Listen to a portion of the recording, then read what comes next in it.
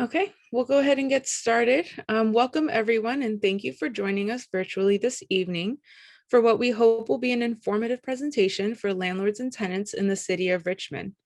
My name is Monica Bejarano, and I am a Rent Program Services Analyst.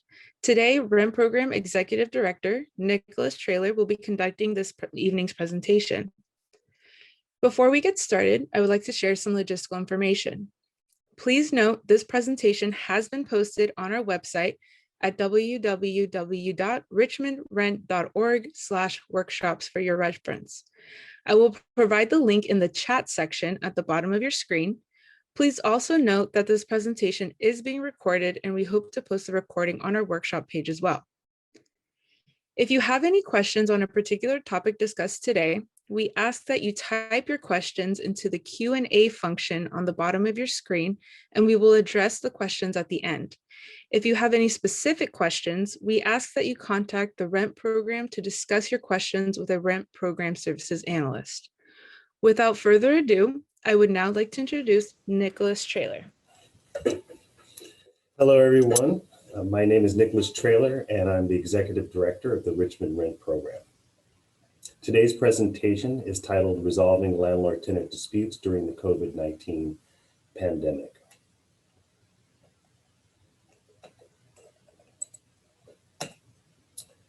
So we're going to start off with talking a little bit about what this presentation is all about.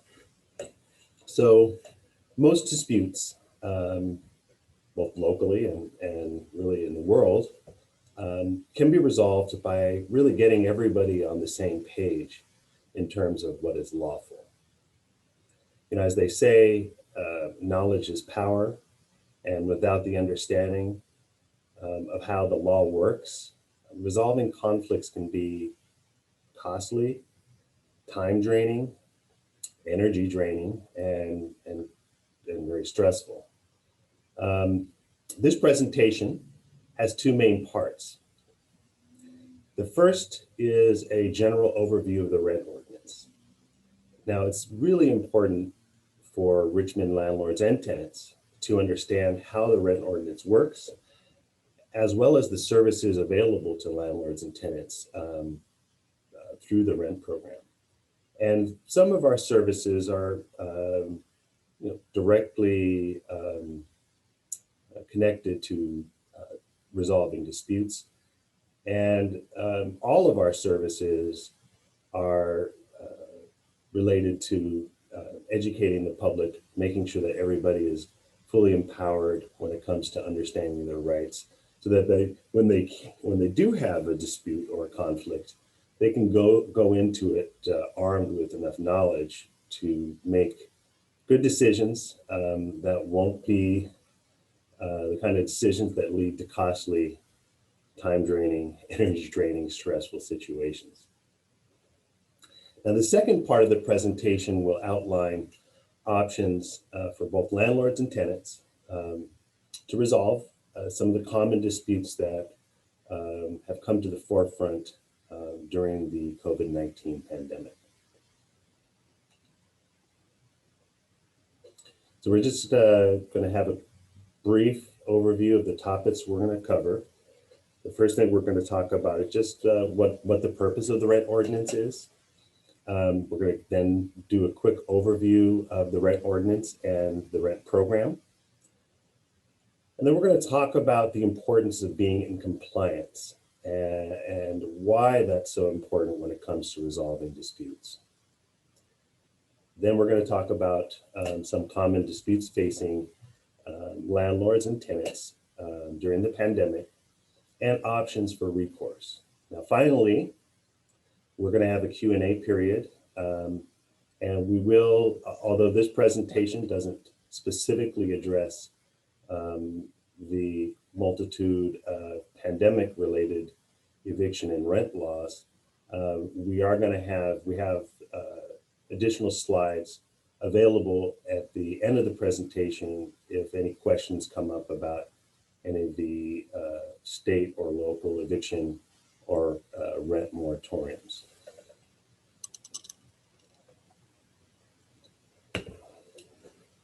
So what is the purpose of the rent ordinance. The purpose is really to promote neighborhood and community stability through stabilized, affordable rent increases, as well as preventing arbitrary evictions to the greatest extent allowable under California law, while ensuring a landlord's right to a fair return. One way I like to explain the concept of community stability and its connection to the rent ordinance is that community stability is really tied to housing stability. So when you think about it, homeowners, the vast majority of homeowners have fixed term mortgages, usually 30-year fixed term mortgages. As a result, they know what their housing costs are going to be. They know how much their mortgage is going to be, and they know that the mortgage is not going to go up in any significant manner, and that occasionally will go up or down as a result of property taxes going up or down. But for the most part, the amount you pay stays the same. And as a result, homeowners really benefit from the financial and psychological stability that housing stability creates. The rent ordinance was put in place in large part to provide renters with a similar type of housing stability that homeowners on a fixed term mortgage enjoy. The ability to predict what their financial situation is going to be in the near future, and as a result, be able to plan for that, whether it be taking on a second job to make more money, or saving money for their children's education, or whatever it may be. But the point is that renters now have that type of housing stability in Richmond.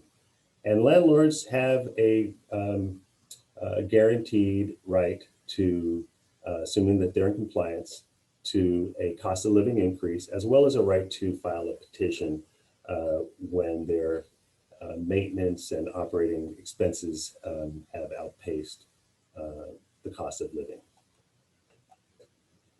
So it's important, before we get into this, to understand what types of properties are covered by the rent ordinance and how they're covered. And there are 3 different types of properties in Richmond that are either fully covered, partially covered, or not covered at all by the rent ordinance. So let's talk about the fully covered ones first. Fully covered rental units are those units that have both rent controls and just cause eviction protections. And those include multi-unit properties that were built on or before February 1st of 1995. And then you have partially covered units, and those are units where only just cause for eviction applies. In other words, the rent program and the rent ordinance does not require any regulation of the rents. Those types of properties include units that are subsidized, governmentally subsidized units, including Section 8 tenancies and affordable units. Properties where there is one dwelling unit on one parcel, commonly known as single-family dwellings, condominiums, and rental properties that were constructed after February 1st of 1995. And it's important to note that those types of properties do require a certificate of occupancy. In other words, they have to be permitted in order for the partial exemption from rent control to apply. And finally, you have fully exempt properties. And these are properties, rental properties, where there are no rent controls and no just cause eviction protections. And tenancies and rental units that are fully exempt from the rent ordinance include those where landlord and tenant share a kitchen and or bath, where there's a single family home in which a permitted ADU was added to the main single family home house, and the main house is owner occupied. So in that kind of situation, the main house is owner occupied, therefore not covered by rent control or just cause. And the ADU is fully exempt, no rent controls and no just cause eviction protections. Finally, retirement homes are also fully exempt from the rent ordinance. You know, over the years, I've spoken to and counseled thousands of landlords and tenants, and one of the most common issues that I found that gets in the way of resolving disputes, and this is especially true for landlords, is not being in compliance with the law, and in particular with the rent ordinance. So, for example, you know, there are landlords who rightfully should be able to terminate a tenancy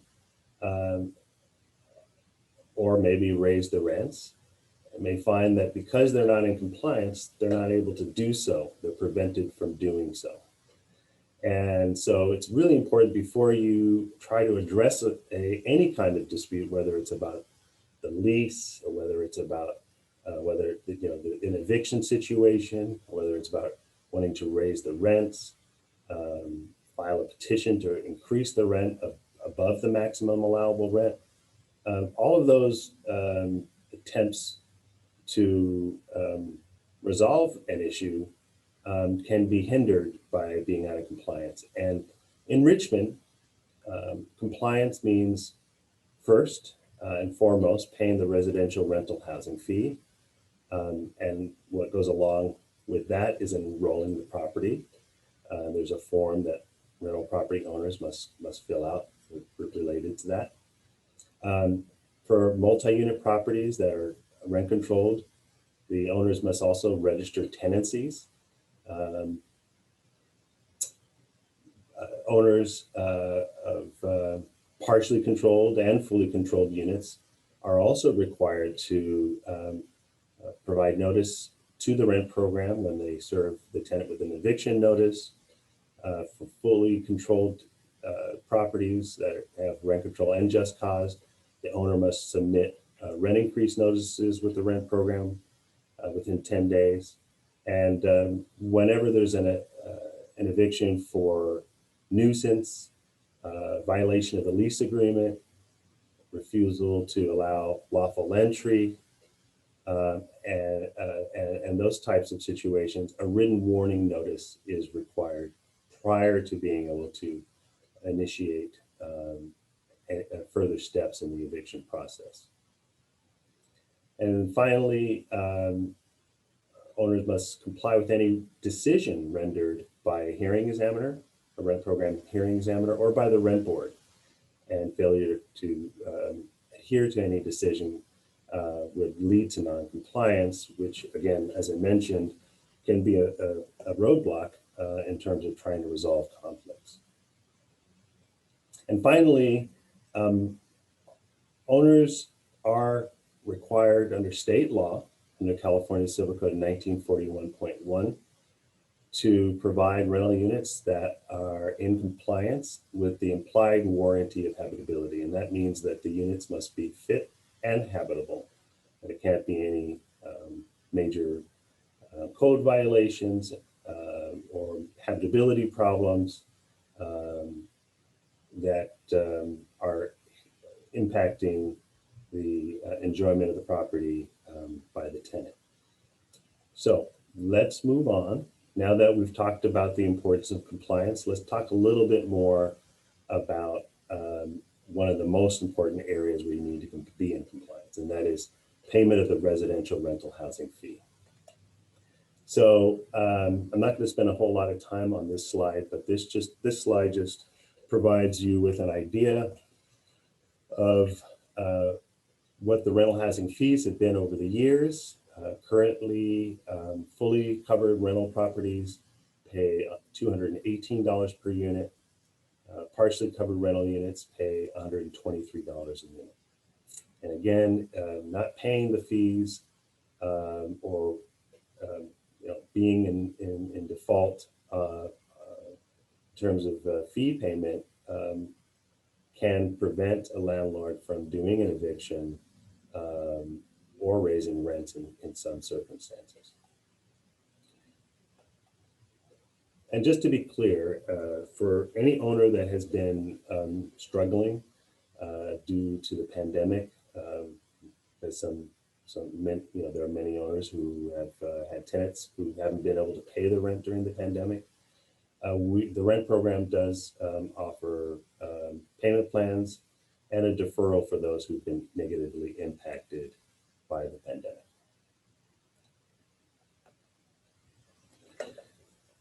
Now, due to the pandemic, and even prior to the pandemic, one of the most common issues both landlords and tenants have had to deal with is non-payment of rent or other just causes for eviction. And for owners, one of the most common ways that you can get tripped up when it comes to trying to resolve, for example, an eviction related dispute, again, is not complying with the requirements of the just cause sections, as well as the other sections of the ordinance, as well as the associated rent board regulations. So let's just briefly go over the just causes. Some of this might seem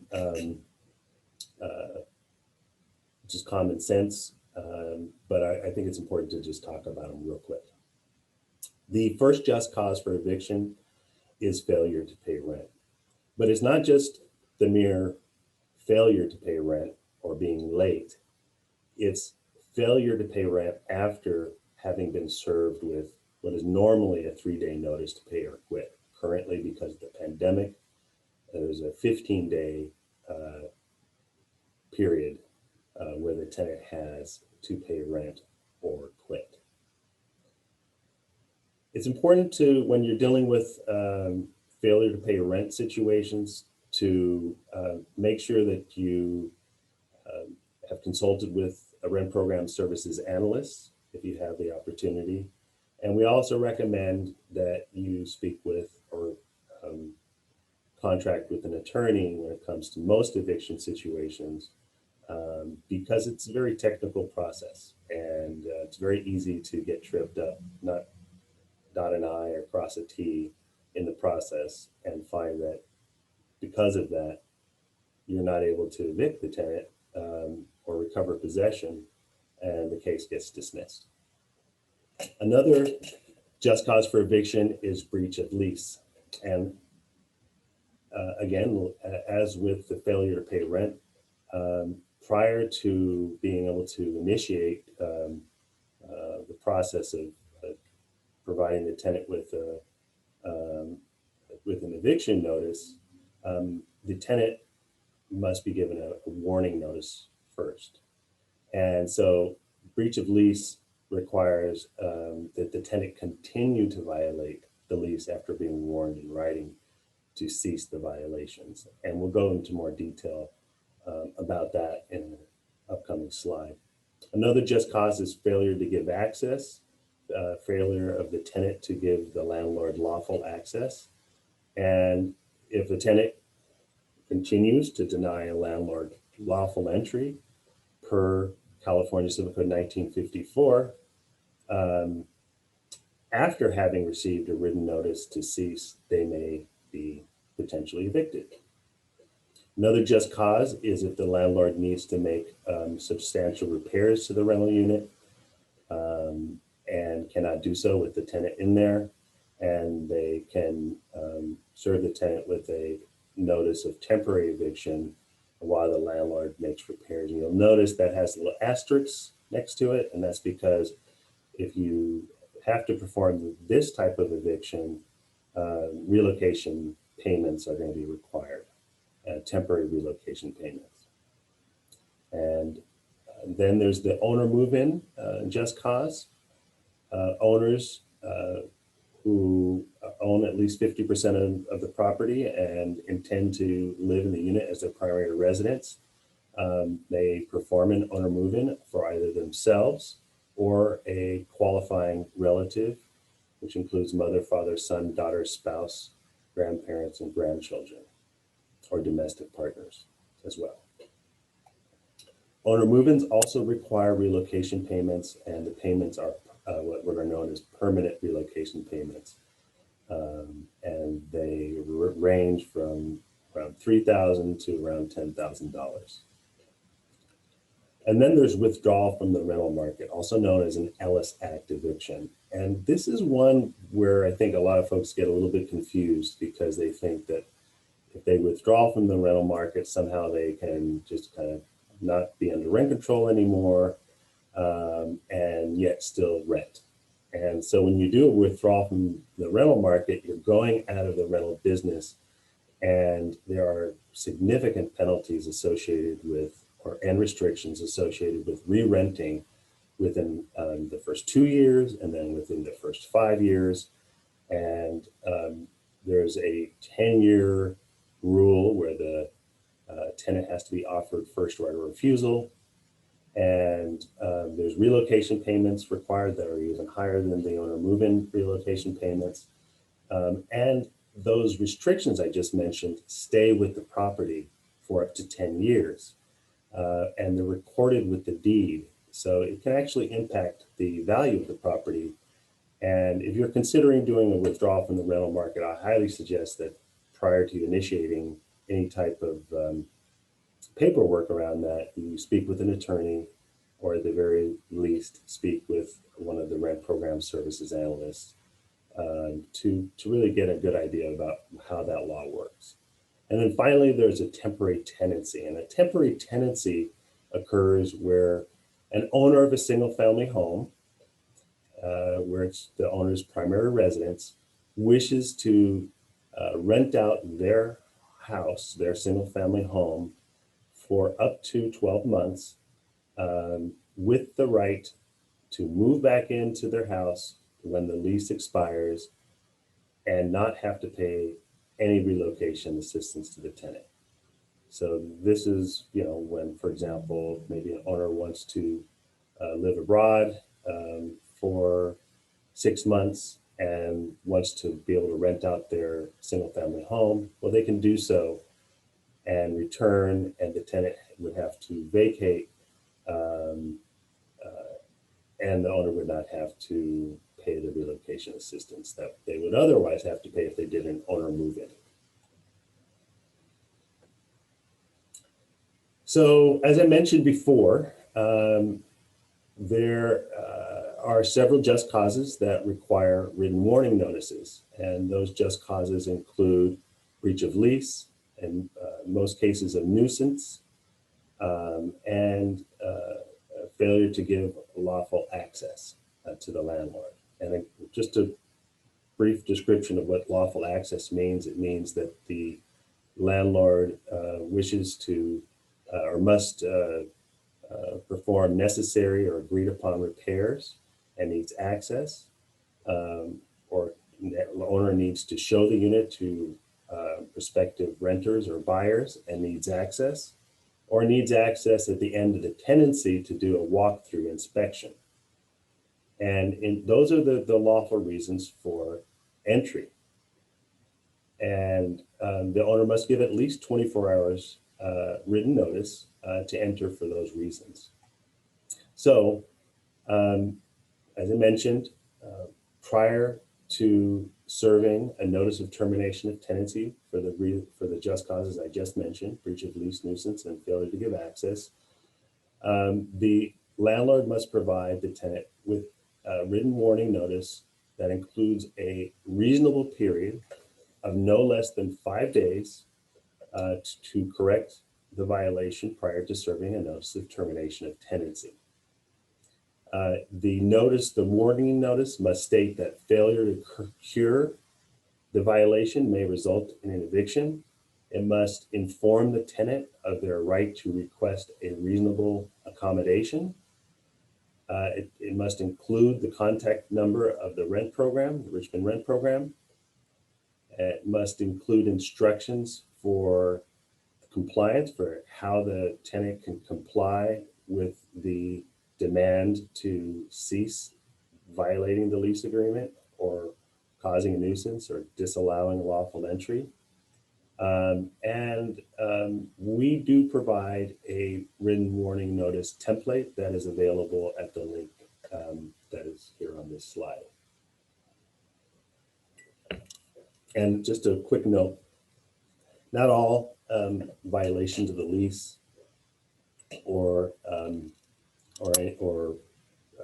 nuisance require, not all of them can be resolved within a 5-day period. So it's 5 days or a reasonable amount of time. So obviously there are some situations where the tenant is going to need more than 5 days to correct the violation or violations. Now there is another very important requirement that owners must be in compliance with. And those are the noticing rules associated with termination of tenancy notices and rent increase notices. So landlords must serve a copy of any termination of tenancy notice served on a tenant within 2 business days of having served the tenant, along with a proof of service. And owners can submit the notice of termination of tenancy online on our website. For properties with 5 or fewer units, the owner may submit the notice by mail. And at present, the rent program does not accept notices of termination of tenancy by email. Now, as I mentioned before, there are consequences to not being in compliance, and one of them is that failure to file the termination of tenancy notice within the required 2 business day period, may be asserted by the tenant as an affirmative defense to an eviction lawsuit, meaning that they could point out that the owner did not file the notice with the rent program within the 2-day period, and the judge could very likely dismiss the case as a result, and then the owner would have to start over again. And just to note, owners of fully controlled rental properties must adhere to this, as well as partially controlled rental units. So units that are not rent controlled but do have just cause eviction protections still must follow this rule. Now, one of the areas that I think a lot of folks get a little tripped up on is how the rent control provisions of the rent ordinance work. So, one of the most important terms to understand is the concept of the maximum allowable rent. We call it the MAR. And the MAR is really just the rent ceiling. It's the maximum that can be charged for that controlled rental unit. So an increase, any increase, cannot lead to the rent exceeding the maximum allowable rent. Of course, the rent can be less than the maximum allowable rent, but it cannot be above the maximum allowable rent. Even if the owner doesn't raise the rent up to the maximum allowable rent, the maximum allowable rent remains the same, meaning at some point, the landlord may choose to raise the rent to the maximum in accordance with state law, noticing requirements, and the rent board's banking regulation. Now, just to understand a little bit more about how the MAR is calculated, the MAR is calculated by taking the base rent, which is the starting rent of the tenancy, plus any annual general adjustment. And the annual general adjustment is the cost of living increase allowed annually. And the MAR can also be adjusted through or increased through the individual rent adjustment petition process. In other words, we're petitioning the rent program for an increase. above the maximum allowable rent. So in terms of the allowable rent increase, there's a thing called the annual general adjustment, also known as the AGA. Now the AGA is an annual cost of living increase. Now that's based on 100% of the consumer price index for the San Francisco, San Jose, Oakland area, which includes Richmond. Now, when can the first AGA be taken after a new tenancy starts? And the answer is 1 full calendar year must expire after September 1st of each year. So if the tenancy started prior to September 1st of 2020, an owner would be able to take the 2021 annual general adjustment. And when during the year can the AGA be taken? Generally, the AGA can be taken on September 1st of each year with proper notice. Now, be aware that, and I think you're all aware that the 2020 AGA has been and continues to be deferred until the local law allows for those residential rent increases. There is a countywide moratorium on rent increases, which includes rent-controlled units in Richmond. And it's set to expire around June 30th, but of course it may be extended if the pandemic continues unabated or doesn't diminish significantly enough. And then finally, there's a common question we get is, what happens if I don't want to take a rent increase in one particular year? Can I bank that increase and take it in a later year?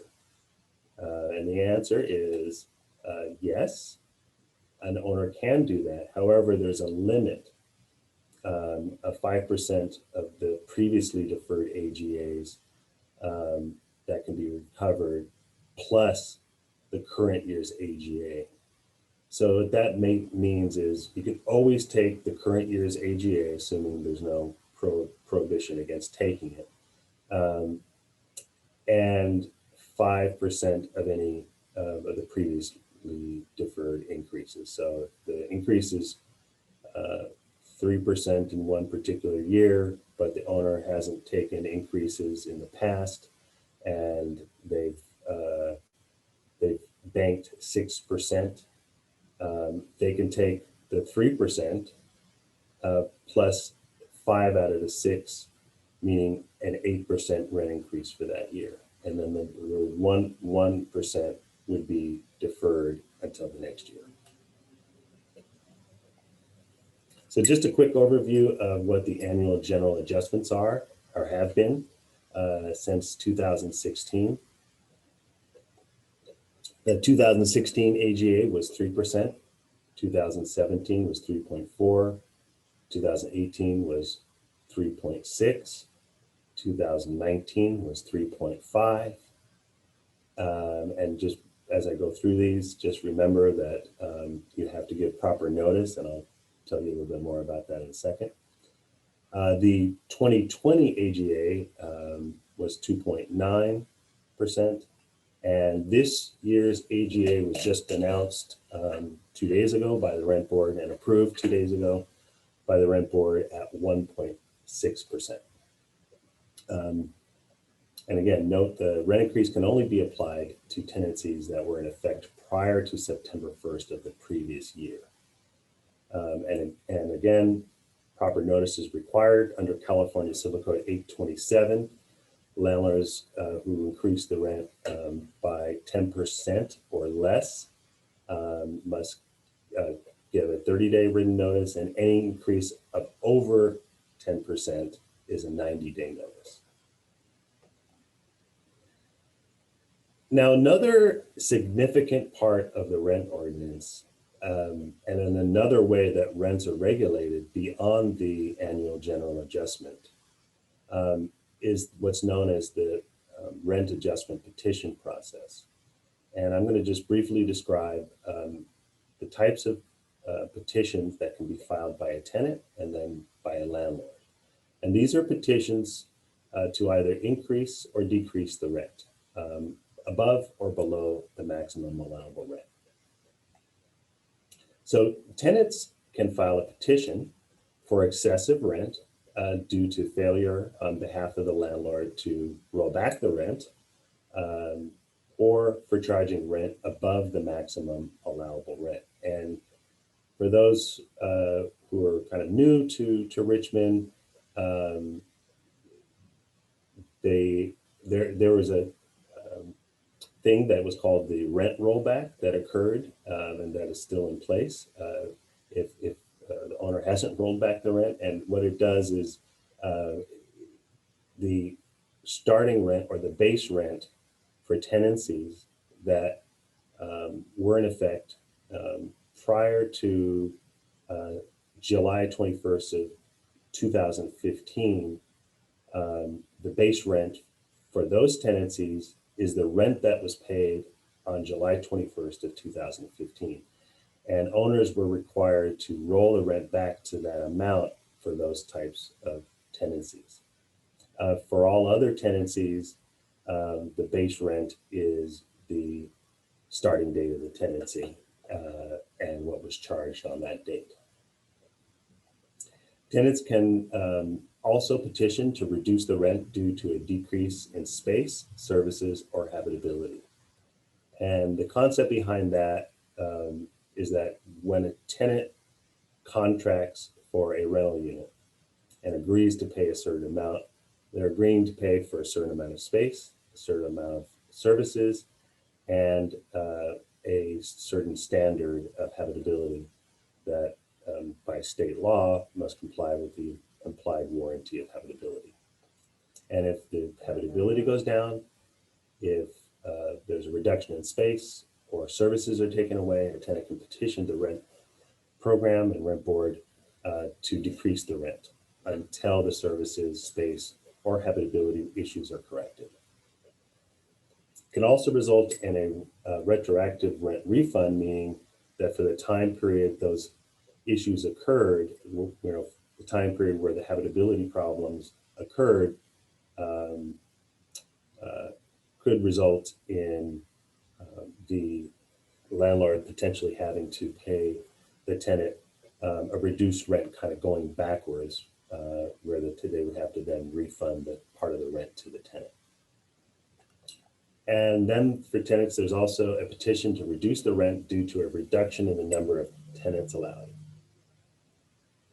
And what that means is if you started a tenancy, or if a tenant started a tenancy with 3 people and one of the roommates moves out, and all of these petitions, by the way, apply only to fully controlled rental units, those that are both rent controlled and just cause eviction, and where just cause eviction protections apply.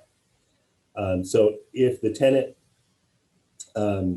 started the tenancy with 3 tenants, and then one of the roommates moved out, and they wanted to get a replacement roommate, but the owner said, I'm not interested in having people live there anymore, and so can only have 2 people live there.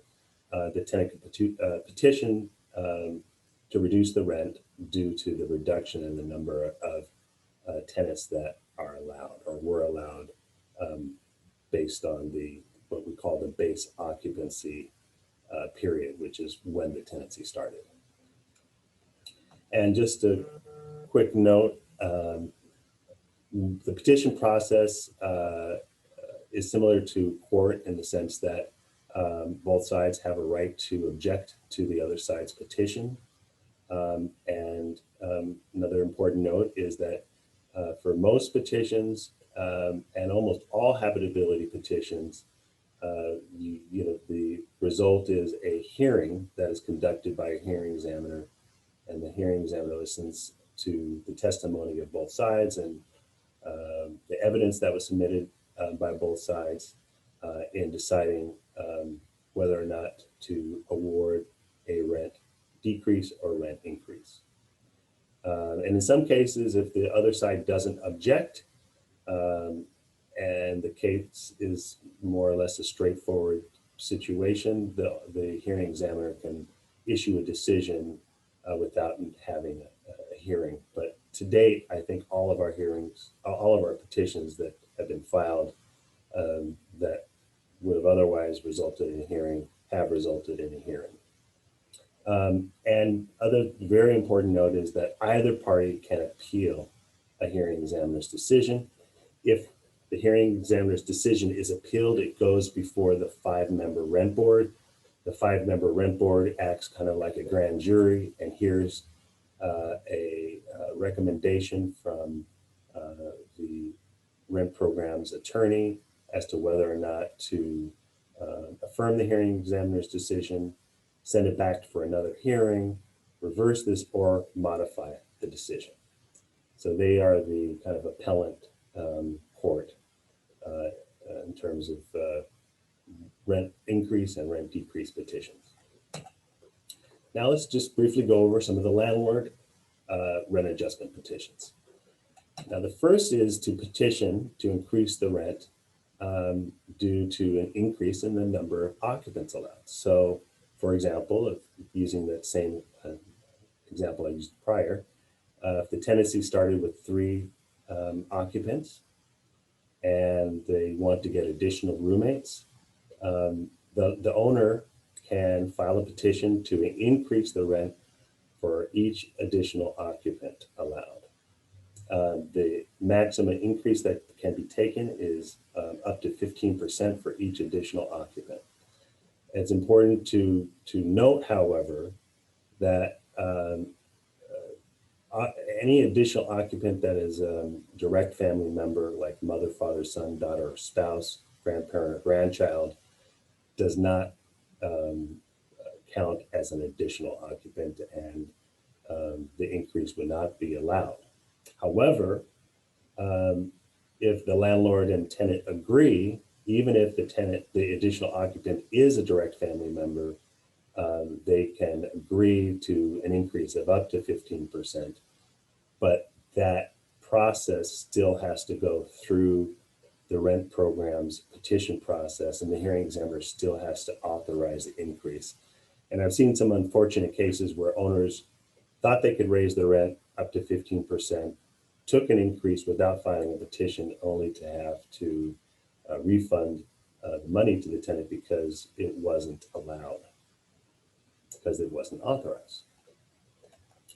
Another petition is to increase the maximum allowable rent due to an increase in space or services. So in this situation, let's say the owner wants to build a balcony, or to increase the space, or increase the size of the unit, or add additional services, maybe high-speed internet or a parking spot or something like that. In that case, they can petition the rent board to increase the rent for that additional space or services. However, the tenant has to agree that they want those additional spaces, that they want that additional space or service. It cannot be unilaterally applied. And then one of the most important petitions is the petition to increase the maximum allowable rent due to an increase in net operating and maintenance costs. And we have seen a handful of landlords file these petitions. I've seen increases ranging from $9 to close to $300 a month. And this petition is filed when a landlord's operating and maintenance costs are exceeding their income when it comes to cost of living. It's a little bit more complicated than that, but I'd be happy to anyone who has any questions about it at the end of the presentation, or would like some more information after the presentation, I can provide you with some links. And again, as I said, either party can object. Most petitions go to a hearing, and either party can appeal the hearing examiner's decision.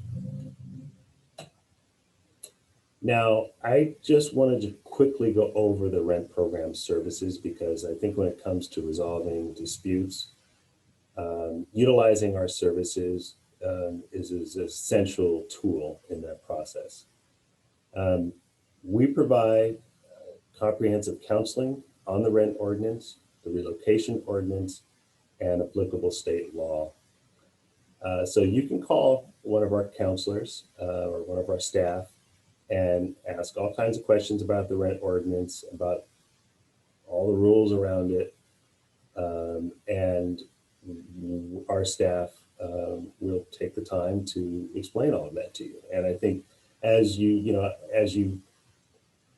learn more about the law, you'll find that it helps inform you when it comes to making good decisions and avoiding bad decisions. So I highly recommend that you utilize that service. We also have informal and formal mediation services. Due to the pandemic and the fact that we're working remotely and we're a little bit understaffed as a result, our formal mediation services are a bit on hold, but we are still performing informal mediation services. And that's kind of like shuttle diplomacy, where an owner or a tenant calls us and they tell us about their issue. And if they're interested, they can request mediation, and we will contact the other side and see if they're interested in mediation. And if they are, we'll attempt to help resolve the conflict. And the way we do it is we speak to both sides, educate both sides around the law, and try to help everybody kind of reach a compromise when it comes to the disputes. We also provide referrals to legal service providers. Tenants who are receiving eviction notices, or there's been an unlawful detainer filed against them, can be referred to an attorney who can assist them with their situation. These referrals are generally restricted to those who are considered low income. And we also provide a weekly, or we sponsor through Bay Area Legal Aid, a weekly housing clinic where a landlord or a tenant can go to the clinic. Right now it's a remote clinic, so by phone. I don't think they're doing by Zoom, but you can go and you can ask questions, legal questions that our staff can't provide because we're prohibited from providing legal advice. They also help out with filing paperwork, and it's just kind of similar to lawyers in the library. There's usually 2 or 3 attorneys from Bay Area Legal Aid that are there and that will answer your questions. And while they may not solve all your problems, they're an important tool and resource. We also provide targeted outreach, which includes these webinars. We also do targeted outreach when it comes to notices of termination of tenancy. So, for example, if a landlord has filed a notice of termination of tenancy, we send out a letter to both sides, just informing them of their rights and responsibilities around the just cause sections of the ordinance. We also administer the rent adjustment petition process, as I mentioned. We host these community workshops. We also facilitate the monthly meetings of the rent board, where the board promulgates rules and regulations around the rent ordinance and hears appeals. And we also bill and collect the rental housing fee. And our staff, we have several staff that are devoted just to assisting landlords with resolving issues around the rental housing fee.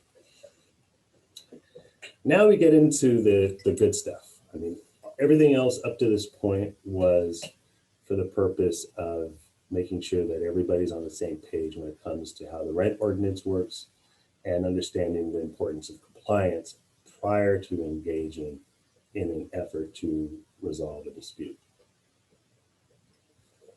So we're going to talk a little bit about common disputes faced by both landlords and tenants and options for recourse. So let's talk about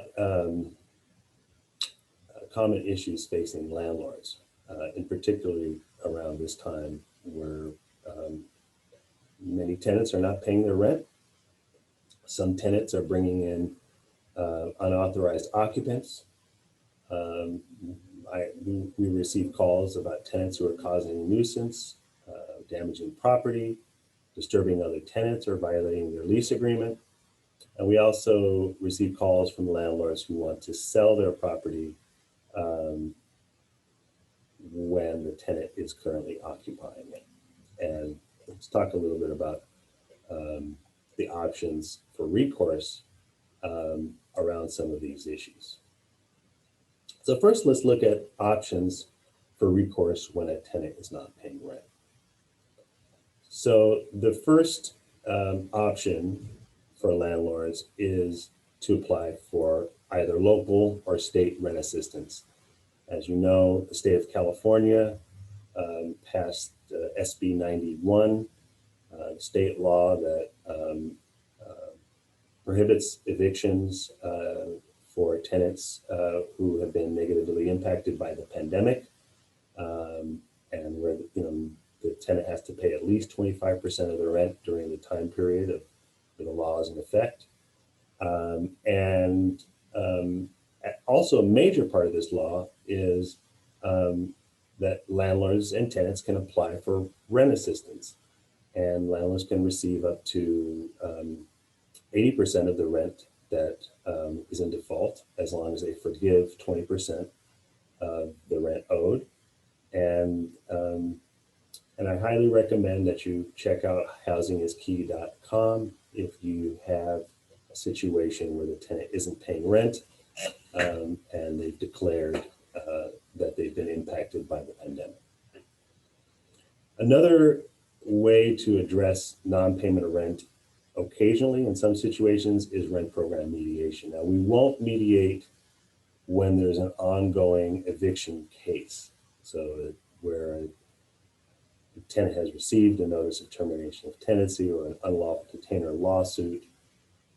However, we will mediate prior to an eviction being initiated. And part of our mediation program is in place to help landlords establish and tenants establish a repayment plan for any rent that is owed. So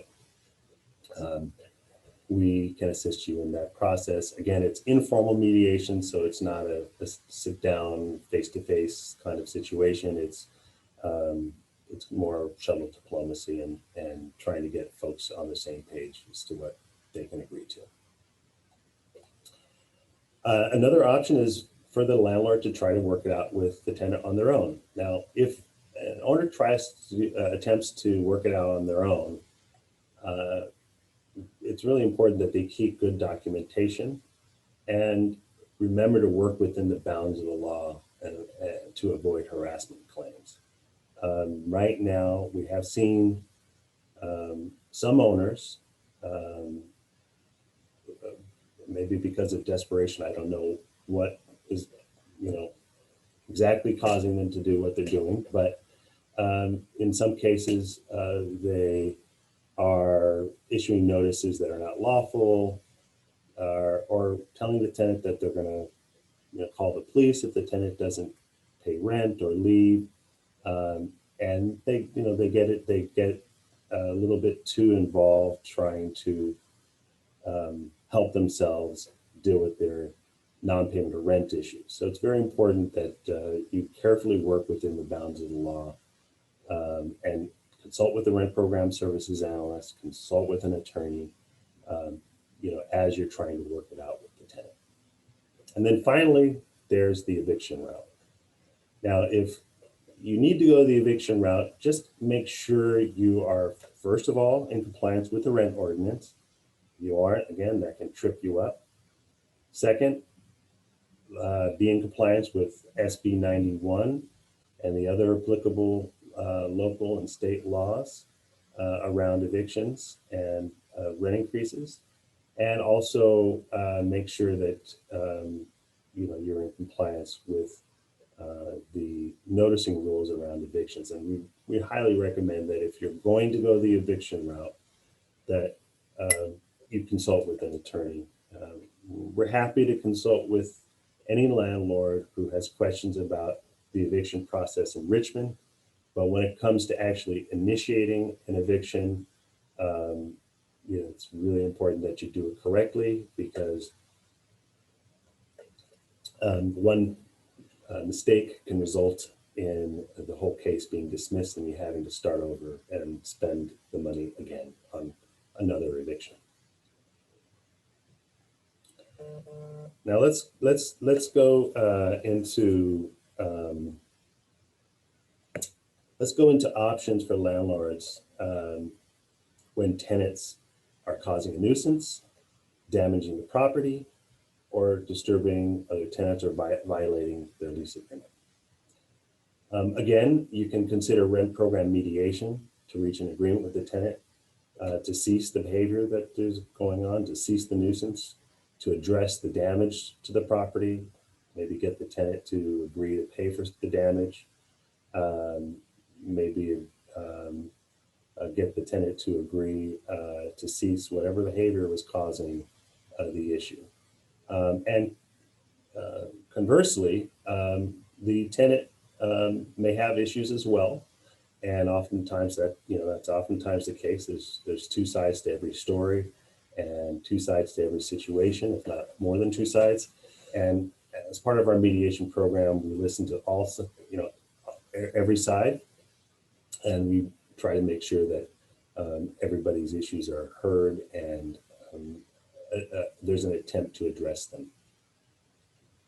Another way that you can work out these types of conflicts is, again, try to work it out with the tenant.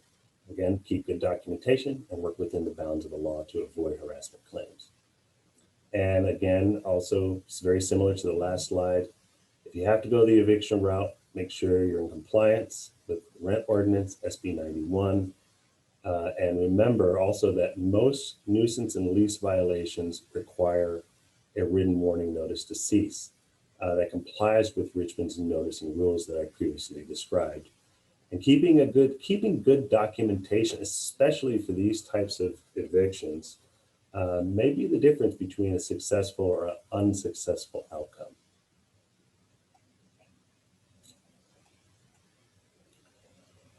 Now, another thing we're seeing right now is that some tenants are bringing in unauthorized occupants, and sometimes it's because they have been impacted by the pandemic, and they can't pay their rent, and they're trying to bring in additional roommates or family members who have not been authorized by the landlord and potentially are there in violation of the rental agreement.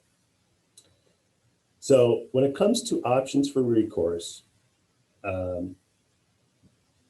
around unauthorized occupants, you can try to work it out with the tenant on your own. Again, as I said before, keep good documentation, work within the bounds of the law, and again, learn as much as you can about the law around it. Owners, one area of recourse is to file a rent increase petition, as I mentioned. Again, this would be for additional occupants, up to 15% for each additional occupant. And also, owners cannot take that 15% increase or up to 15% increase if the additional occupant is a parent, child, grandchild, grandparent, spouse, or domestic partner. And again, however, just bear in mind that the tenant can agree to the increase, even if it's a direct family member, but the owner must file the petition with the rent program nonetheless. Owners can also go the eviction route. Now, be aware that if the unauthorized occupant has been in the unit for some time and the landlord has known about it and not objected to it, that could complicate things because it may be considered as an implicit acceptance of that person being there. I have seen cases where the owner comes to us, a year after they find out that there's an additional unauthorized occupant, and they may try to evict. However, the court may decide that, hey, you implicitly accepted this person, and that is part of your rental agreement, even though it's not explicitly stated in the rental agreement. You could also consider rent program mediation to resolve these kind of disputes. Our mediation program can help you sometimes come to an agreement about an increase and how much the increase would be. And in some cases, maybe the additional occupant is a direct family member, but the owner really feels that there should be an increase because there's been a major increase in the use of utilities or wear and tear. And the owner says, hey, I'd like to try to, reach out to this tenant and see if they'll agree to an increase, even though they don't have to. And I have seen tenants agree to an increase because they thought it was reasonable. And if it's not a direct family member, then the owner can file that petition and get up to a 15% rent increase for each additional occupant.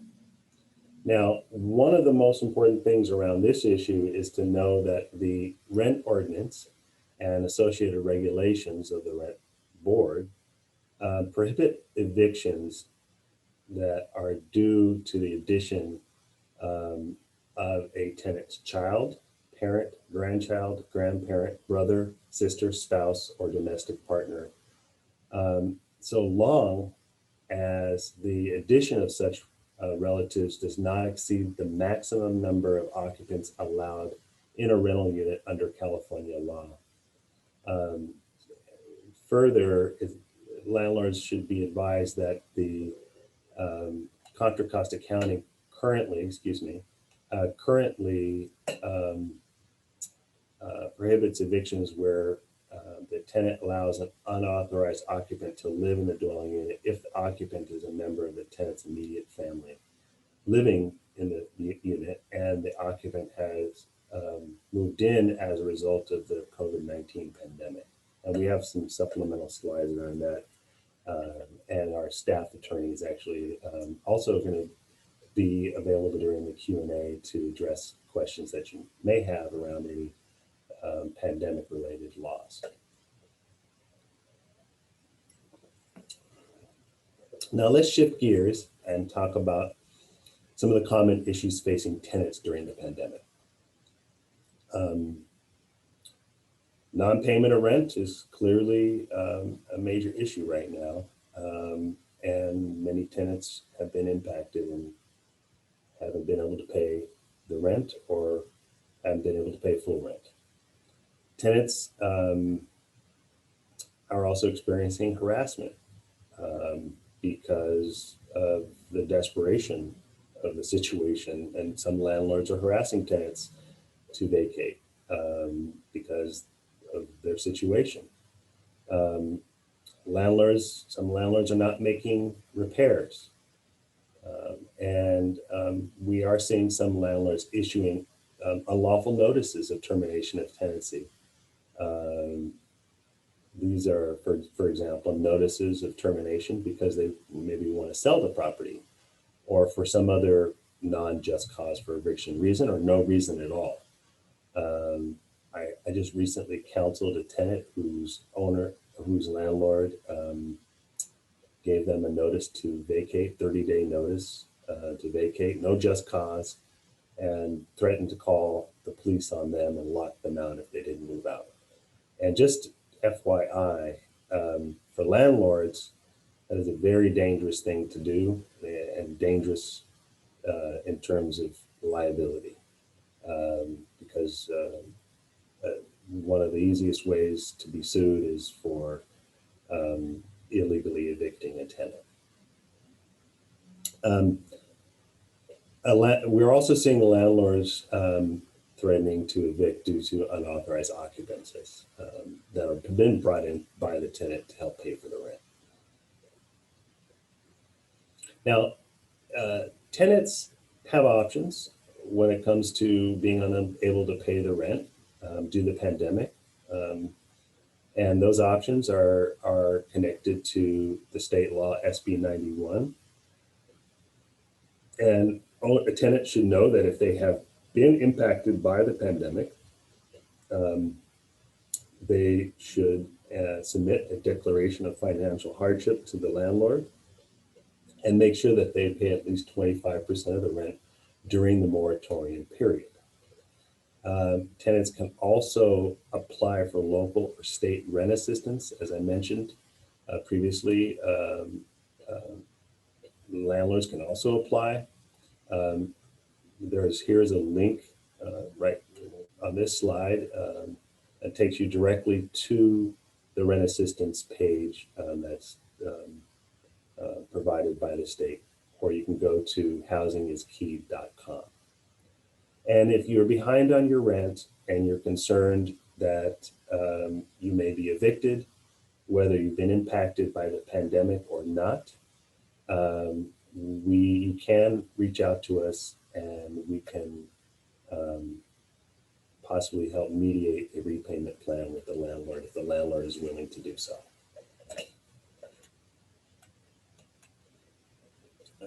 Okay, there we go. Now, some tenants, again, are experiencing habitability problems because the owner won't make repairs. I've spoken to some owners who feel that, it's really difficult to be paying for repairs when they're not receiving rent.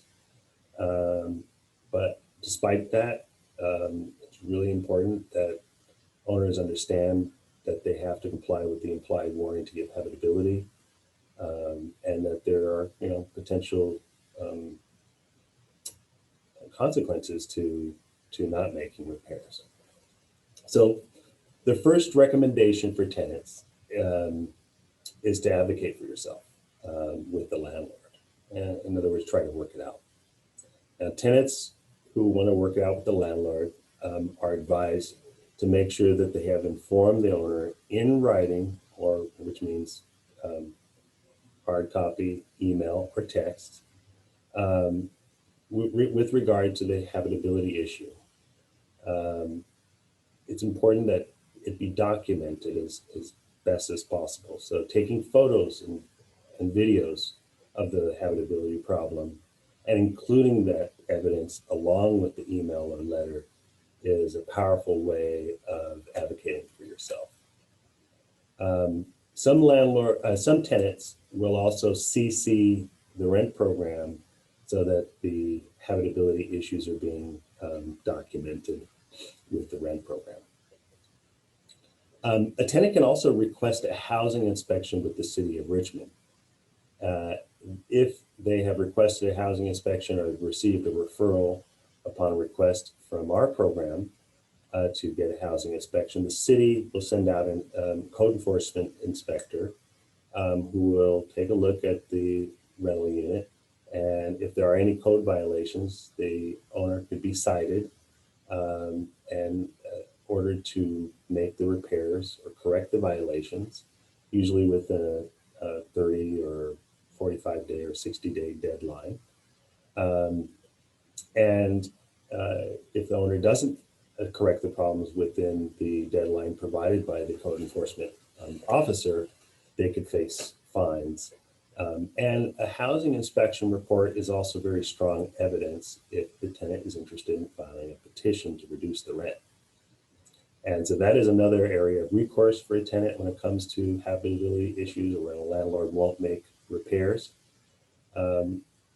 Filing a petition to reduce the rent due to the habitability issues is a powerful way to compel repairs, because obviously when the owner isn't receiving the full rent, that can motivate the owner to address the issue in a more timely manner. Now, some tenants may choose to utilize a state law known as the repair and deduct method. These are in cases where the landlord has refused to make repairs and the tenant makes the repairs themselves or pays for the repairs and deducts the amount that they spent on the repairs from the rent. And they can't deduct more than 1 month's rent, obviously.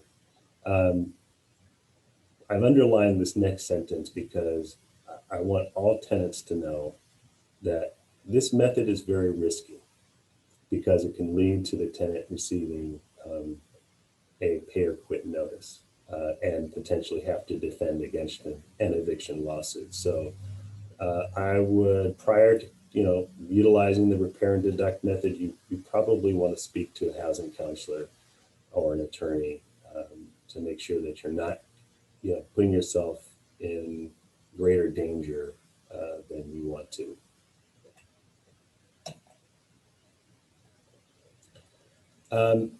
Now, as I mentioned, there's been an increase in harassment cases because of the pandemic and the fact that many tenants have been unable to pay rent and landlords are hurting financially and stressed out. We have seen unlawful eviction notices. We've seen threats of lockout or other threats of eviction. And tenants are advised to start with consulting with a rent program services analyst. You really want to know what your rights are under the rent ordinance prior to taking any action, prior to moving out, prior to even responding in some cases. So consult with a rent program services analyst, also known as a housing counselor.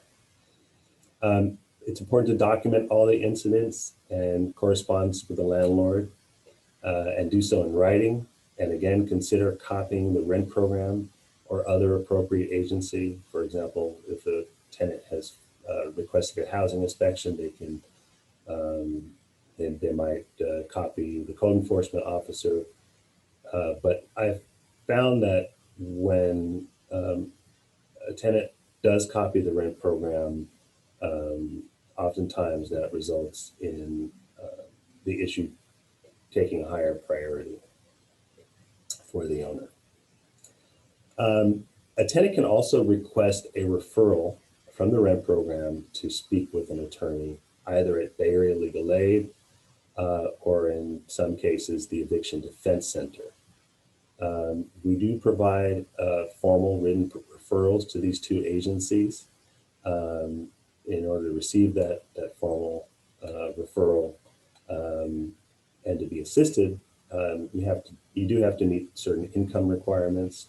However, there are some services that anyone can utilize. For example, the weekly housing clinic provided by Bay Area Legal Aid. Anyone can attend that regardless of their income level.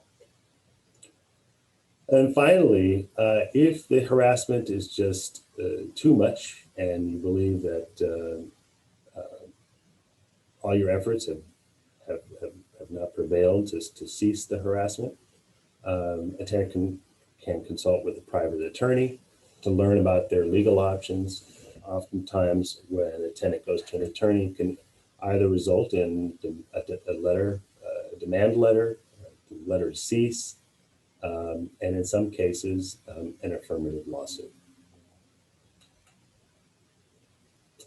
We do assist with harassment cases when it comes to informal mediation, but it's kind of on a case-by-case basis because oftentimes these harassment situations intersect with eviction situations or where we're not in the best position to mediate those types of conflicts. And with that, we conclude the presentation. I thank you for your patience. I know there's a lot of information to go through. but I hope it was helpful for you. We're going to jump into the question and answer session. I may answer some of the questions. I do have one of our staff attorneys who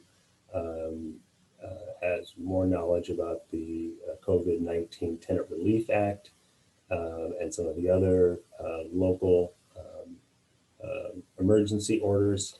And so if you have any questions about those, you can ask them. And please be aware that we have a lot of resources around the landlord tenant COVID-19 eviction situations. We have, for example, a very comprehensive fact sheet that lays out all of the laws around the pandemic related to rents and evictions.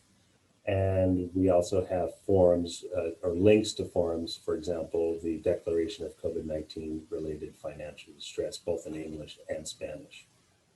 And with that, I will hand it over to Monica, and Paula Marsh should be on the line as well for any questions around other parts of the law.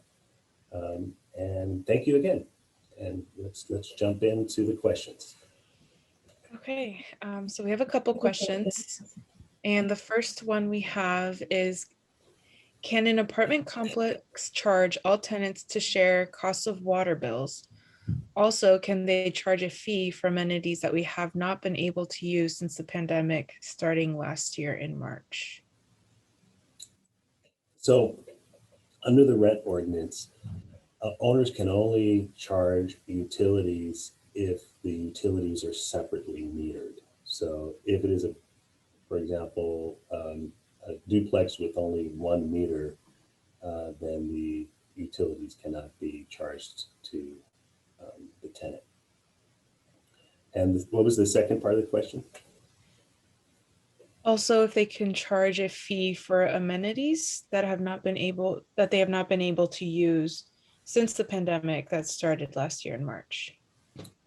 Are these, I'm assuming these are new amenities. If they're new amenities, then they can see if the tenant is interested in those amenities. And if they are, or if they agree to an increase for those amenities, the landlord can file a petition to increase the rent due to an increase in services. If it's an amenity that was originally allowed under the rental agreement and was part of their tenancy, but because of the pandemic, that amenity was removed, the reestablishment of that amenity is not going to lead to any kind of rent increase. In fact, taking away that amenity could actually result in the tenant filing a petition to reduce the rent. I'm not sure if I fully answered that question, but I guess we can go to the next one. Yeah, can we follow up? Okay, the next question we have is, if a landlord refuses emergency rent assistance now that it's closer to June 30th deadline, is there any recourse for that tenant? Paula Marr, you want to jump in on this question? Are you on the line, Paula Marr? Yeah, sorry, I'm just trying to unmute it. Yeah, just give me 1 second. I was looking at this. So that is addressed in SB 91, specifically in Health and Safety Code, section 50897.1, number, I think it's E, yeah. It states that if a landlord refuses to participate in a rental assistance program for the payment of rental arrears, a member of an eligible household may apply for rental arrears. A grantee, as this under this law, is any local or state agency that is providing this type of assistance. And that assistance shall be limited to a compensation of 25% of the household's unpaid rental debt accumulated from April 1, 2020 to March 31st, 2021. So essentially, I think Nick mentioned it earlier that the landlord has an option. They can say, well, I agreed to participate in this program, and as a condition to that, I'm going to accept only 80% of the rental debt and forgive the rest. But if they refuse, then a tenant can actually go directly to these programs, and we have links for this, like Housing is Key on our website and stuff like that. They can actually apply directly to these programs and get potentially up to 25%. And that 25% would obviously not take care of any additional debt that you would have. And, you know, the 25% is not going to cover everything, but it does allow the tenant to avoid any eviction pursuant to this law. And again, so long as all the requirements of SB 91 are followed, they give the declaration, you know, everything else, they can receive that 25%. Great, thank you. Okay, so the next question. Oh, sure. I'm sorry, real quick, before I move on, there was a question about fees. And also, I just want to mention that I was looking at it earlier, a second ago, I'm sorry. But SB 91, I'm sorry? Was this the previous question? Yeah, I'm sorry. This is the very first question when they're asking about fees. The only thing that the state that I want to add in addition to what Nick was saying was that SB 91 added a section. It doesn't really address that question. It's kind of more in response to what Nick was saying. So currently, tenants cannot, landlords cannot increase fees charged to the tenant, right? So if they had fees previously charged, they can't increase the amount of those fees. And second, they cannot charge the tenant fees for services that were previously provided by the landlord without charge. So again, some of this plays into, you know, that question, but I just want to give that specific response just to give some context in terms of the broader state law requirements. Okay, thank you. So the next question we have is, if a tenant files a habitability petition, how long does the landlord have to respond? Do the photos and documents go to the landlord first? If we want an inspection, do we have to notify the landlord first? There's a few questions in there, and I can repeat them. Sure. So the first question is, how long does a tenant have to, or a landlord have to object to a tenant's rent reduction petition? And the answer is they have 21 days to respond after the notice to object has been sent to the landlord. When a tenant files a rent reduction petition, they file the petition with the rent program, and they serve a copy of everything that was submitted to the rent program also on the property owner or property manager, the property manager, property management company is overseeing the property. So that includes not only the petition forms, but also any associated evidence or documentation. And yes, the tenant does have to submit that documentation and evidence along with the petition, both to the rent program and the owner. So the process is similar to court in the sense that everyone has the right to due process, meaning you have a right to hear the other side's arguments and see their evidence, object to that evidence, present their own evidence to a rent program hearing examiner prior to an actual hearing.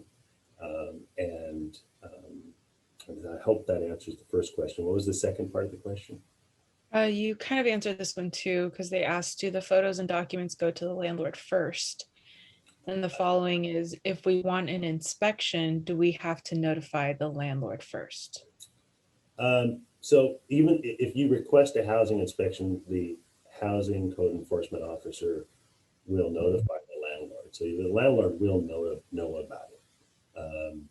and will be allowed to be part of the inspection.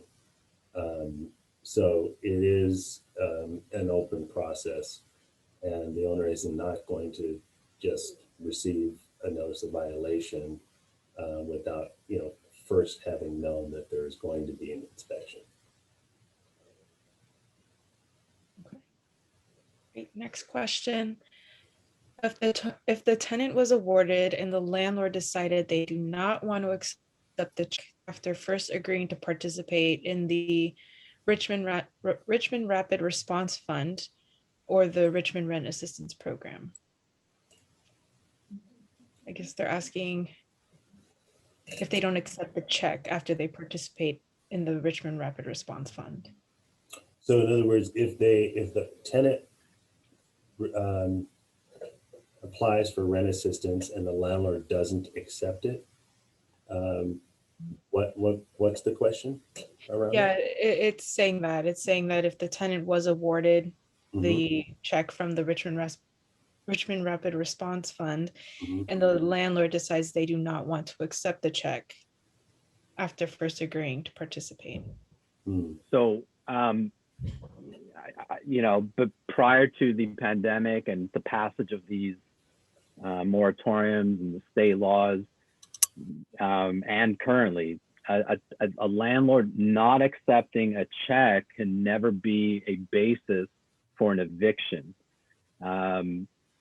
If you have that 25% and you tender it and you have proof of that, there's essentially no way a court would grant a landlord, a win on the eviction, right? If I can prove that I attempted to tender the check payment, and then they say, well, I'm not accepting it, I'm going to evict, it's pretty much guaranteed that case is going to go nowhere, because you can't, otherwise all these laws about payment of rent and notices and all this stuff about eviction would just be gone. They'd be eviscerated. So, landlords can't just decide whether or not they want to accept the rent. If a tenant tenders the rent, they got to accept it, unless there's some issue with the amount or something like that. But, generally they can't use that as a pretext to somehow move forward with the eviction. I believe that's what that question is getting at. Okay, yeah, thank you.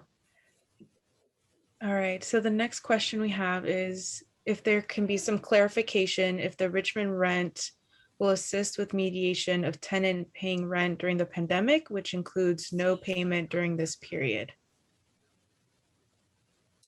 So the rent program can assist landlords and tenants when it comes to repayment plans or paying rent back that would otherwise be due. But bear in mind that because of SB 91, the owner has to first try to make an attempt to recover some of the rent through rent assistance.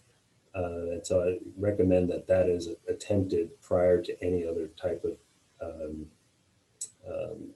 repayment plan of any sort. So getting in compliance with SB 91 would be key first. But yes, we could assist tenants and landlords with reaching a repayment plan. And again, it starts with a request from one side or the other. And we don't take all cases. There may be some situations that are not ripe for mediation, but with regard to repayment plans, we can assist in most cases.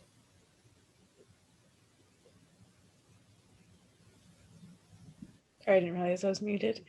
Okay, so the next question is if you have a tenant who just this month in May of 2021 stopped paying their rent due to COVID, can you still give them the declaration and apply for the 80% from the state, or did it end as of 3/31/21, so March 31st of 2021?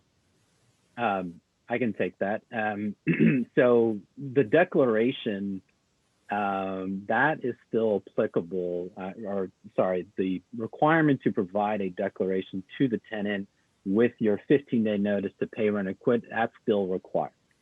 Anytime you do that all the way until June 30th, I believe, you still have to provide the same documentation. Now, in terms of the 80% from the state, I'm pretty sure, let me just double check. Yeah, under a Health and Safety Code 50897.1, it specifically states that, and this is in section D1, it says assistance for rental arrears shall be limited to compensation of 80% of an eligible household's unpaid rental debt accumulated from April 1, 2020 to March 31st, 2021, inclusive per eligible household. So it appears that the state has decided that in terms of rental arrears, they're only going to assist with paying up to March 31st, from April 1, 2020 to March 31st of 2021. Great, thank you. Okay, so next question. The amenities, oh, so this is referring to the amenities question that we received at the beginning. The amenities they were referring to are the use of fitness center, which has been closed since the pandemic. And their question is, so the first question being charged that fee for amenities they have not been able to use since the beginning of the pandemic, like the fitness center. So I'm assuming the fitness center is, well, the question is a bit more complicated, or the answer a bit more complicated, because if the fitness center was included in the rent, and then the fitness center was closed down due to the pandemic, and tenants therefore can't use it, then the tenant could have an argument that there's been a reduction in services and could actually request a rent reduction around that. If the practice was that the tenant in a rent-controlled unit was paying, they paid their rent and then they paid some amount on top of that, like, you know, a fee to use the fitness center. If it's a rent-controlled unit, the owner should be aware that the rent ordinance, the Richmond rent ordinance, does not allow for separate agreements that are not regulated. So in other words, the fitness center, you know, if it's a separate fee from the rent, then it could be considered an unlawful increase in the rent. It depends, of course, on the circumstance. If for example, the fitness center, you know, was a charge of $20 and the rent was $1,000, and the contracted rent was for $1,020 at the beginning of the tenancy for that, then the $20 would be included in the rent. And when I say included in the rent, I mean that each year's annual general adjustment or cost of living increase would be applied to $1,020 instead of $1,000. If the tenant started out paying $1,000 and the owner said, hey, you know, and then the tenant wanted to become part of the fitness center, which you know, was an additional $20. Well, the owner of that property, instead of just tacking on that $20 increase, should formally file a petition to increase the rent through the rent adjustment petition process, and that $20 will be incorporated into the $1,000 rent. Of course, $20 is probably not you know, an accurate number, but I think that should answer the question. Paul, do you have something to say? Yeah, let me, again, just in reference to give some context. I mean, you know, how this will actually play out is a bit, I'm not sure.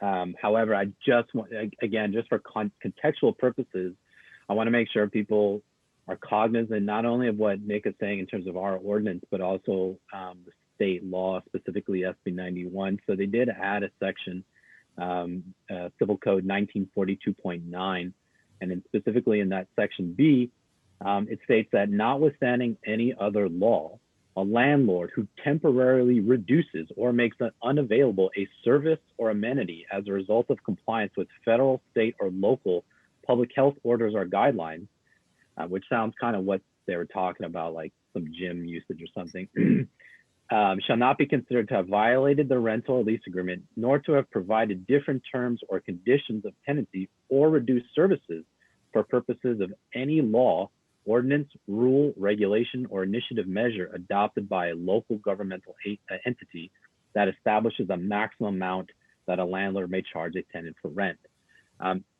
So, you know, all of this is extremely unique and new.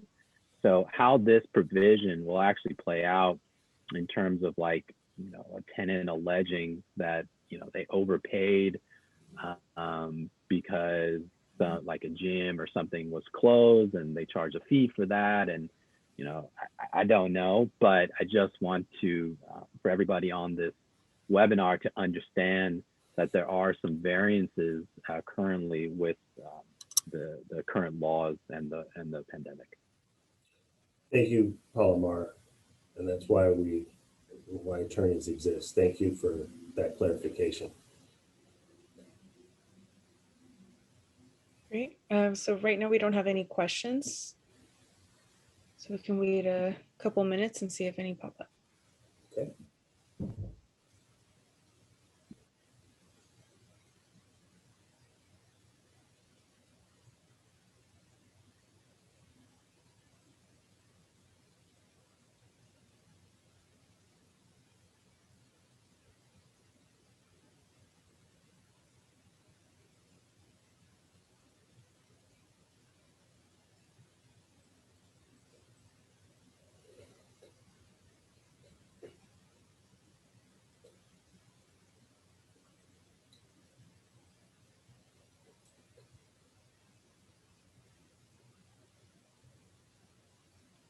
And while we're waiting, by the way, I want to add something to that earlier question in terms of then the landlord not accepting the rent.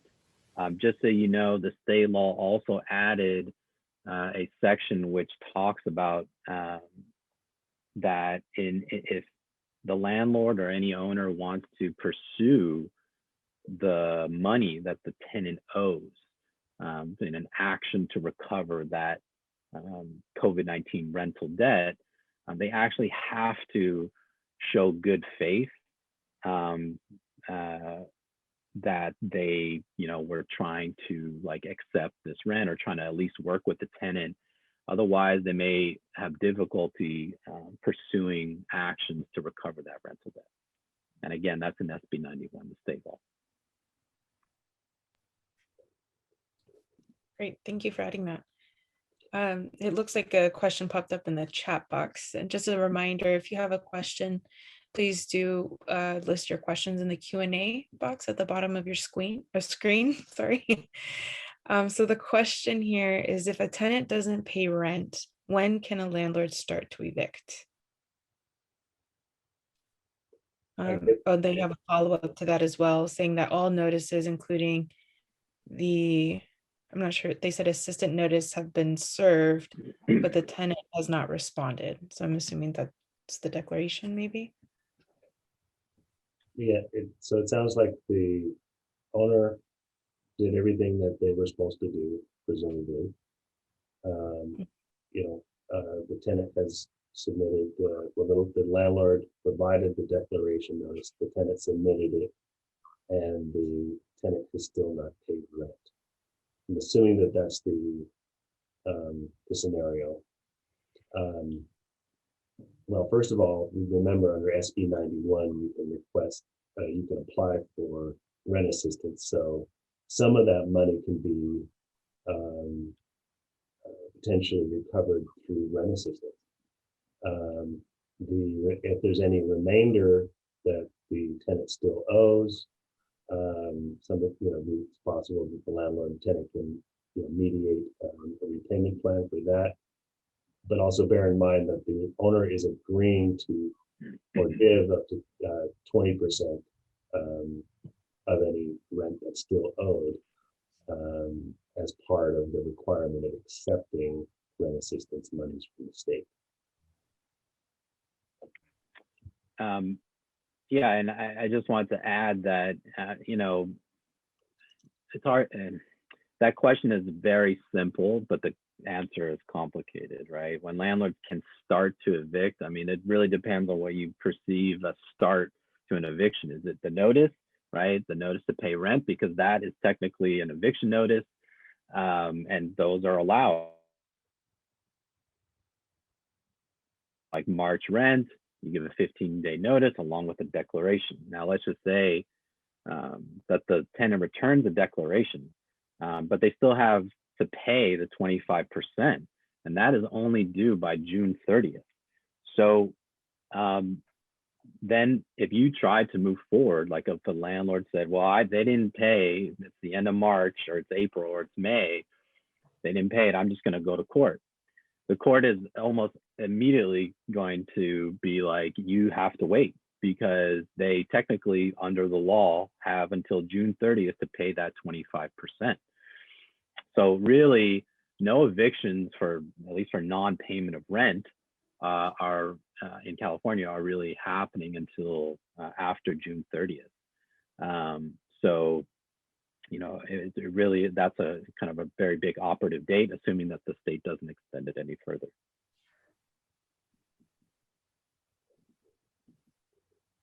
Okay. We don't have any questions listed at the moment, so we can wait another minute or so.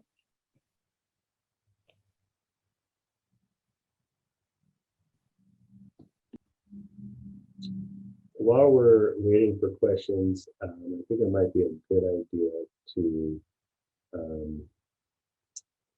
just go to our website, and there is a page that we have devoted to COVID-19 pandemic laws and rent assistance. So I'm just going to take everybody there, and so they can see that that page exists. So this is our front page. We have a fact sheet, as I mentioned. It's a very comprehensive fact sheet that goes over pretty much all of the pandemic-related laws. It's in both Spanish and English.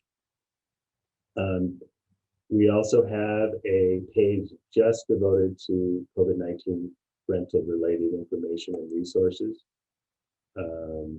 So that includes information about SB 91, access to Richmond's emergency ordinance, which currently prohibits owner move-ins and most types of evictions, other than those that are related to the health and safety of the landlord or other tenants.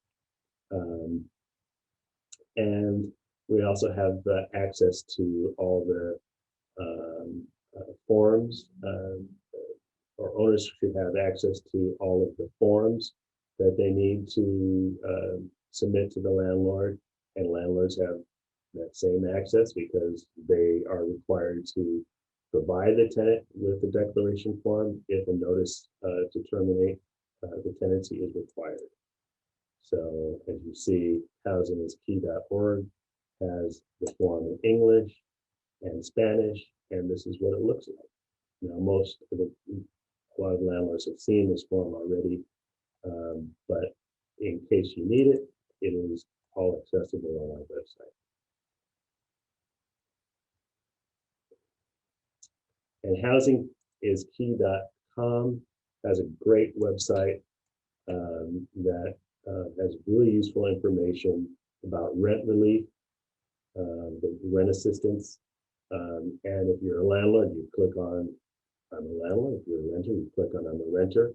And so, for example, the landlords are provided with the information about what's required to apply, the forms you're going to need, and just a checklist that you can utilize.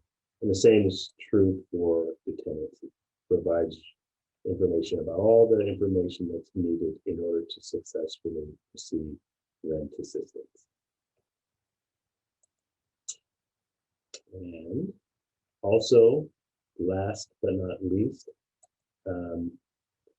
now during the pandemic, there's been a high demand for housing counseling services, and because of that high demand, we've had to institute a online scheduling process. And so if you have questions and you want to speak to a housing counselor, you can always email us, and you can always call us, leave a voice message, but you can also go to our online scheduling system, and it'll basically provide an intake form where you can provide your who you are, your contact information, the issue at hand of what type of property is, and the issue at hand, and any other questions that you have. You can even attach documents if you need to, indicate the days and times you're available, and we have staff that are devoted to assisting you with getting your appointment scheduled with the housing counselor. And I can tell you right now, one of our housing counselors is Monica Bejarano. So if you she's very knowledgeable about the rent ordinance. Also, just a really friendly, great person to talk to. And Monica is also bilingual in Spanish. So if you are Spanish speaking and you prefer to do your counseling session in Spanish, Monica can provide that service in Spanish. I also wanted to let folks know that in the chat box, I've been linking all these pages that Nick is referring to. So if you just want to go back into the chat box and find these web pages, you can do so by clicking on the links in the chat box.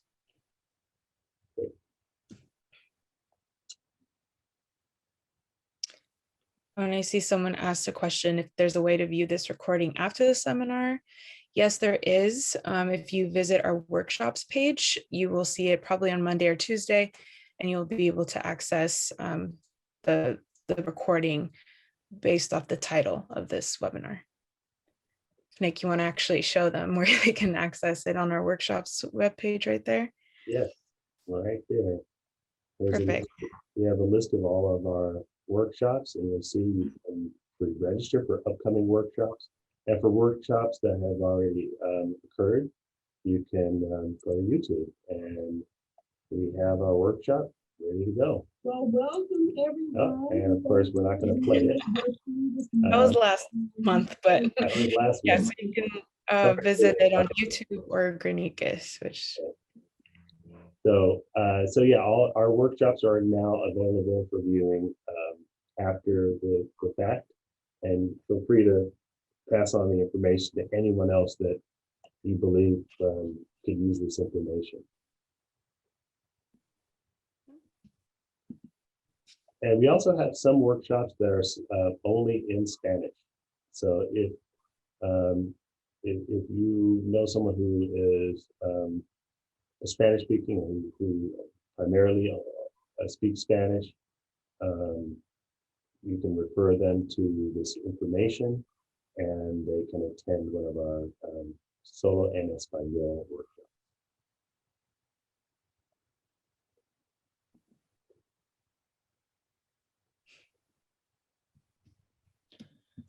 And I guess I'll in case there's if there's any other questions, I'd be happy to answer them. But I do want to emphasize the importance of educating yourself as much as possible around the law, around the rent ordinance, because it's really key to resolving conflicts. When you have knowledge of the law, you can utilize it to inform the other side about what your rights are, but it also kind of it clearly establishes kind of the rules of the game in terms of how to resolve or what can be resolved. So again, please feel free to reach out to us, speak to one of our housing counselors. We also answer emails and perform these informal mediations if necessary. Great. Yeah, there aren't any questions, so we want to conclude or? Yeah, I think we should conclude the workshop. Thank you, everybody, for attending. Please, again, reach out to us. We're here. Our purpose is to assist landlords and tenants, empower them so that they can assert their rights and resolve conflicts within the bounds of the law. And until next time, hope everybody has a great weekend and stay safe out there.